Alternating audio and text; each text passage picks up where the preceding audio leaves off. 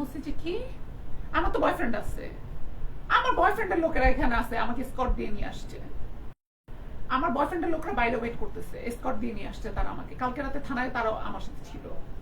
আমাকে টাচ করতে পারবে না, আমাকে টাচ করতে পারবে না ওই আশিয়ানের নজরুল।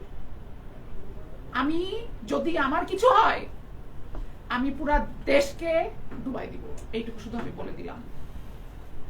আমাকে ইমনকে বলতেছে, এই ইমন না, তুই বাইরে যা, তুমি তো একটা মেয়ে, তুমি শুনো আমার কথাগুলো। ইমনকে বলতেছে, ইমন না, তুই বাইরে যা। ইমন বের হয়ে গেছে। তারপরে সে দরজা লক করে দিছে, সপুরা রুম লক, তার ফিঙ্গারপ্রিন্ট। এরপরে একটা সোফা রাখা, আমাকে বলতেছে ওই সোফায় যেয়ে বসো, আমাকে বলতেছে ওই সোফায় যেয়ে বসো, ওই সোফায় যেয়ে বস। আমি বসছি।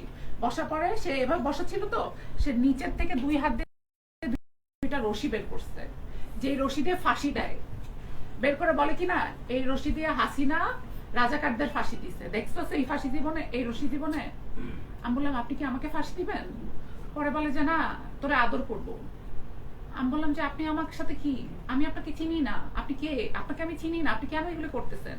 পরে বলে ওইখানে বস, নাইলে ওই যে তলোয়ার দেখছোস, আমি সৌদি থেকে কিনে আনছি, ওইটা দিয়ে তোর গলা নামাই দিব, দুই হাত নামাই দিব। আমার মাটির নিচে, আমার এখানে, আমার আশিয়ান হসপিটালের ভিতরে বহুত লাশ পুঁতা রাখছি আমি, কেউ খবরও পায় নাই। তোরে পুতলে কিছু যায় আসে না। ওই মুহূর্তে শুধু আমার মায়ের চেহারা আমার মনে আসছে, যে আমি যদি মরে যাই, আমার মা অসুস্থ, আমার বাবা অসুস্থ, আমার ভাই ছোট, কি হবে? I am the only earning person in my family, এবং আমি একটা মেয়ে। এরপরে আমি ওনার কথা শুনে বসে গেলাম। উনি আসলো, এসে ওই একটা রশি দিয়ে আমার পা বাঁধলো। আমার পায়ে এখনো দাগ আছে, এই যে আমার পা এখনো ফোলা, আমার পায়ে দাগ আছে। তারপরে সে আমার হাত বাঁধলো।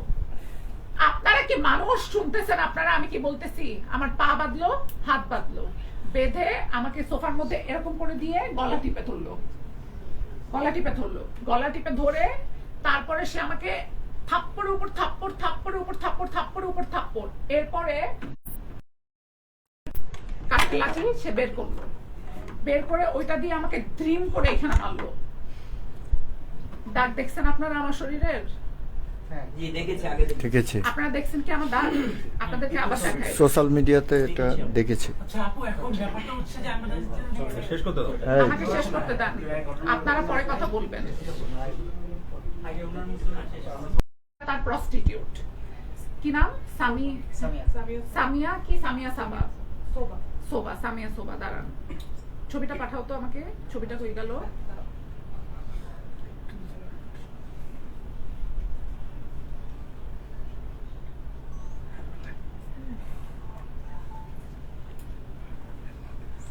আমাকে একটু ছবিটা পাঠাও। এই যে, এই যে,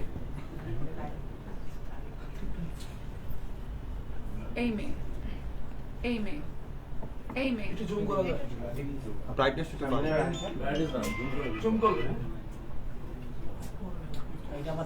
এই যে, এই মেয়ে।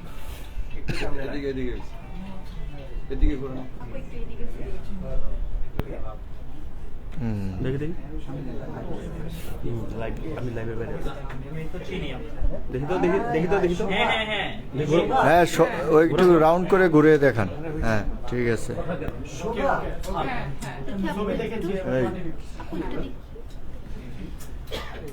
এই মেয়ে আসলো, হ্যাঁ, তার বিএস বলে কি, ও পানি খাইতে চাইছে, ওরে কফি আনা খাওয়া, কফি আনছে। কফি আনার পরে আমার হাত এরকম করে বাঁধা, আর এগুলা সব আমি এরকম হয়ে আছি, আমার তো এগুলা সব ইয়ে করে ফেলছে, আমি এরকম হয়ে আছি। তারপরে আমার হাত এরকম করে বাঁধা। এরপরে ওই মেয়েটাকে পাশে বসাইলো। আমি মেয়েটাকে বললাম যে আপু, আপনি তো একটা মেয়ে, বিশ্বাস করেন উনি যেই মেয়েটাকে ভাবতেছে যে বাটাকে, আমি ওই মেয়েটা না। আপু, আপনি তো একটা মেয়ে, আমাকে হেল্প করেন। সে আমাকে বললো কি, কফিটা খান। কফিটা আমি ওনার হাত থেকে কফি, আমি বলছি আমার হাত খুলে দেন, আমি কফি খাবো। সে কি করলো, এই নজরুল কি করলো, ওই গরম কফি নিয়ে আমার মুখে ঢেলে দিল,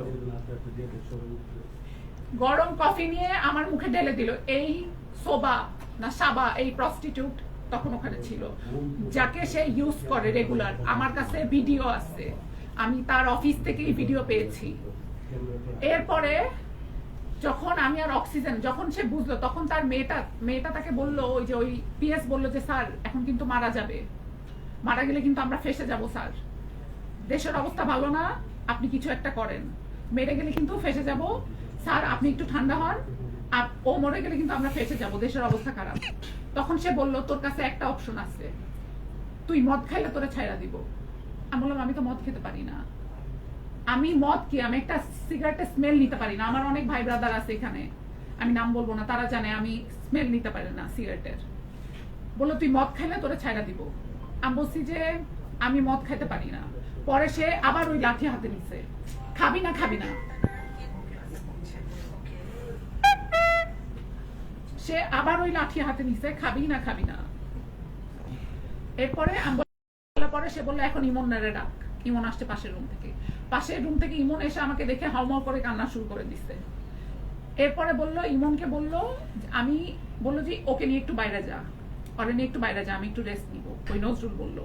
ইমন আমাকে নিয়ে বের হয়ে, আমার স্যান্ডেলটাও এখন ওখানে রাখা, ইমন আমাকে নিয়ে বের হয়ে জাস্ট আমার হাত ধরে, ওখানে একটা বারান্দা আছে, ইমন আমাকে বললো আপু বারান্দা থেকে লাফ দাও। এই বাংলাদেশের আইন এত কিছু শোনার পরেও চুপ আছে, মুখ বন্ধ করে এই থানা টাকার জন্য। ইমন আমাকে বললো আপু এই বারান্দা থেকে তুমি নিচে লাফ দাও। ভাই আমি কচুরি পানার মধ্যে লাফ দিচ্ছি, ওই পাশে একটা কচুরি পানার মতো আছে, কচুরি, শুধু আমার ফোনটা আমি এভাবে করে ধরে রাখছি যাতে আমি ফোনটা না ডুবে যায়। কচুরি পানার মধ্যে লাফ দিয়ে ওই দিক থেকে ঘুরে ঘুরে যে একতলা থেকে, ওনার অফিসটা একতলায়, একতলা থেকে আমি কচুরি পানায় লাফ দিছি। লাফ দেওয়ার পরে ওই পানি থেকে আমি উঠে দেন একটা রিক্সা দেখি যে একটা রিক্সা যাচ্ছে। আমি বলছি ভাই আপনাকে আমি 1000 টাকা দিব, আমাকে শুধু বসুন্ধরা পর্যন্ত নিয়ে চলেন। কুকুর না নরমাল রে ভাই কত শেষ করো আমাদেরকে প্রশ্নের সুযোগ দেওয়া হবে। না না না না না, ঠিক আছে, ডুবে গেলে মরে যেতাম, ডুবে গেলে মরে যেতাম ভাই, ডুবে গেলে মরে যেতাম। আমরা তো আপনাকে হারাতে চাই না। আরে লোকটা কে? আমি ডুবে গেলে মরে যেতাম। ওকে কন্টিনিউ। কন্টিনিউ। পরে তারপরে আমি ওখানে লাফ দিলাম, লাফ দেওয়ার পরে আমি উঠে একটা রিক্সা পাইছি, আমি ওই রিক্সাওয়ালাকে বললাম ভাই আমি 1000 টাকা দিব, আমাকে বসুন্ধরা গেট পর্যন্ত নিয়ে যান। বসুন্ধরা গেটে আমাকে নিয়ে গেছে, আমার ভাই তো বসুন্ধরায় থাকে, আমার ভাইকে আমি ফোন করছি যে আমাকে সেখান থেকে নিয়ে যাও। এরপরে 2 দিন আমার আর কোনো সেন্স ছিল না, কারণ আমাকে যেই ড্রাগ দিছে, এবং এখন পর্যন্ত আসার সময় আমাকে রোমান ধরে ধরে নিয়ে আসছে আমার বান্ধবী, মানে আমাকে যেই ড্রাগ দিছে, কি ড্রাগ দিছে, এখন আমি আমার ব্লাড টেস্ট আর ইউরিন টেস্ট করতে দিছি, সেটা রিপোর্ট আসতেছে যে আমাকে কি ড্রাগ দেওয়া হয়েছে। এরপরে আর কিছু জানতে চান আপনারা? বলেন আপনি আগে বলেন।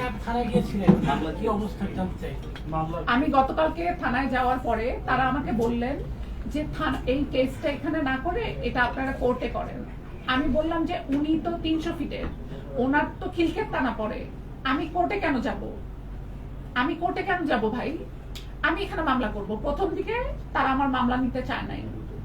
আমি তখন তাকে বলছি যে আপনি যদি আমার মামলা না নেন, আমি এখান থেকে সরাসরি প্রাইম মিনিস্টারের কাছে চলে যাব, প্রাইম মিনিস্টারের বাসার সামনে যেয়ে শুয়ে থাকবো। আমার মামলা কি নেওয়া হবে নাকি নেওয়া হবে না। তারপরে অনেক জোরাজোরির পরে তারা আমার মামলা নিছে, কিন্তু এখন পর্যন্ত সেই আসামিকে তারা ধরে নাই এবং তারা কিচ্ছু করে নাই।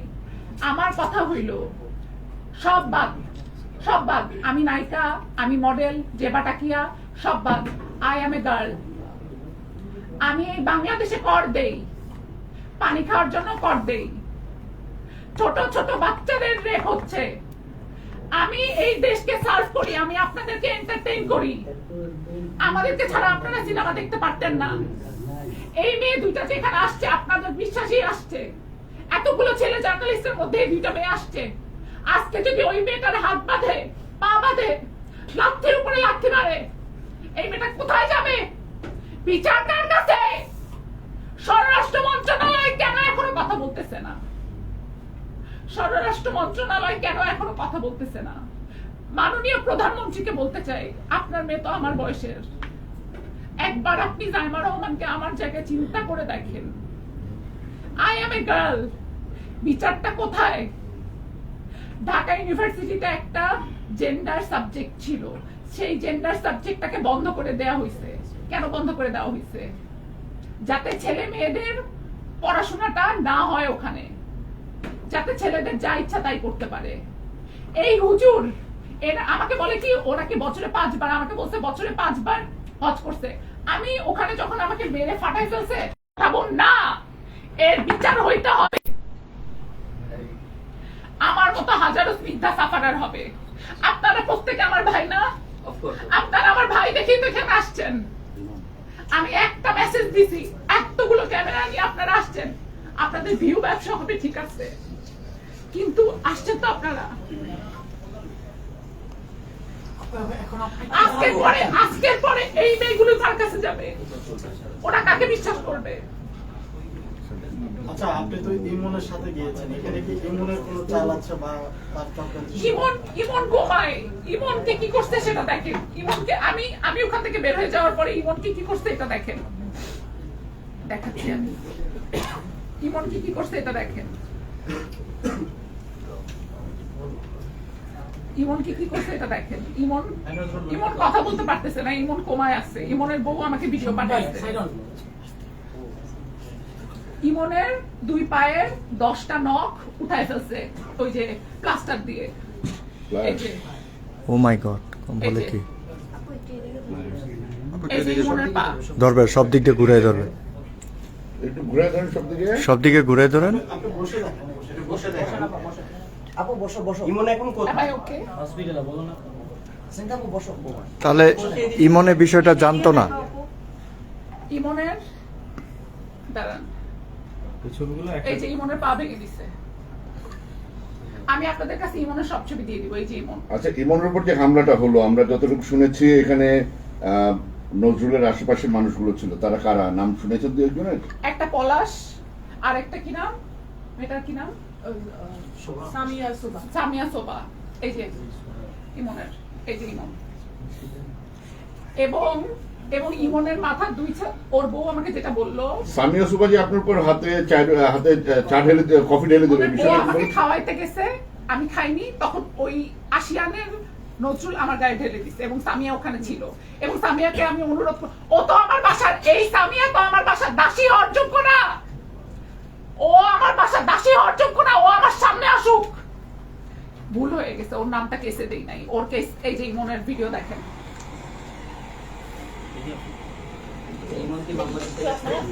আরে ভাই ইমন তো সেন্সে নাই, ইমন তো ঘুমায়। বাবা ঘুরান ম্যাডাম। আর আপনার ঘটনা ঘটেছে শুক্রবার, তাই না? আর মামলাটা কি গতকাল করতে গেছেন? ভাই আমি 2 দিন তো ড্রাগের কারণে আমাকে তো কি দিছে, আমি তো উঠতে পারি নাই বিছানা থেকে। আপনাকে জোর করে যে কফিটা খাওয়ালো সে বিষয়টা একটু বলবেন কি? জোর করে যে কফিটা খাওয়ালো ড্রাগ না না, ড্রিঙ্কের মধ্যে সেটা একটু বলেন। সাদা মিশাই দিছে। সেটা একটু বলেন। কফি ঢেলে দিছে খাওয়াই। কফি ঢেলে দিছে। আর ড্রিঙ্কটা কি করেছে? ড্রিঙ্কটা আমাকে বলছে ড্রিঙ্ক যদি আমি না খাই তাহলে আমাকে সে আবারও হলো ওই লাঠি দিয়ে মারবে এবং আমাকে ছাড়বে না। আমাকে ছাড়ার জন্য আপনাদের কথা শেষ করতে হবে। এই একটু সাইলেন্ট। সবাই চুপ থাকি না। ভাই যথেষ্ট কারণ আছে, শেষ করতে দিচ্ছেন। আরেকটা প্রশ্ন করতেছি। আপু একটা প্রশ্ন, সেটা হচ্ছে যে প্লিজ একটু আপনি কি মনে করেন যে এই যে আপনার মামলা নিয়ে গরিমুশি কিংবা এখন পর্যন্ত আসামি গ্রেফতার হচ্ছে না, এখানে উনি ক্ষমতার দাপট দেখে পুরো ব্যাপারটা নিয়ন্ত্রণ করছে? অবশ্যই অবশ্যই এই ব্যাপারটা একটু অবশ্যই। clear করুন। সে প্রত্যেকটা থানাকে কিনে রাখে এবং সে বলছে তারেক রহমান তার পায়ের কাছে এসে বসে থাকে। বলছে হাসিনা চলে গেছে, আমার ভালো হইছে, সবাইরে ধরছে, আমারে ধরতে পারছে। তারেক রহমান এসে আমার কাছে বসে থাকে। সামিয়াকে ওই কি শোভা বলতেছে ডিজিএফআই প্রত্যেকদিন আমাদের কাছ থেকে এসে বান্ডিল টাকা নিয়ে যায়। কোন ডিজিএফআই তারা? এটা আপনারা খুঁজে বের করেন। বাংলাদেশের আইন কোথায়? বাংলাদেশের আইন কোথায়? এক সরকারের পতন হইছে এইসবের কারণে। নতুন সরকার আসছে, অনেক আশা ভরসা নতুন সরকারের উপরে আমাদের। আমি তারেক রহমানকে মন থেকে পছন্দ করি, উনি ভালো কাজ করে। ওনার মেয়ে আমার বয়সের, ওনারা বিভিন্ন ভালো কাজের সাথে জড়িত থাকে, আমরা সবাই মন থেকে তাকে অ্যাকসেপ্ট করেছি। কিন্তু আমি তাকে বলতে চাই, আপনি আপনার স্বরাষ্ট্র মন্ত্রণালয়কে বলেন এটার কঠোর বিচার করতে। এটার কঠোর বিচার যদি না হয় আমি সুইসাইড করব এবং আমার সুইসাইডের জন্য কারা কারা দায়ী থাকবে আমি সেটা নোট করে রেখে দেবো। আমার প্রত্যেকটা ভাই ব্রাদারকে আমি পাঠাই দিব। একটা আপু, প্রশ্ন একটা last কথা। এক্সকিউজ মি একটু হ্যাঁ এটা আপনার সাথে করুন। ভাই এটা হ্যালো, পুলিশ আপু, রিপোর্ট নিয়েছেন কেন? কোশ্চেন নেওয়া যাবে নাকি? রিপোর্ট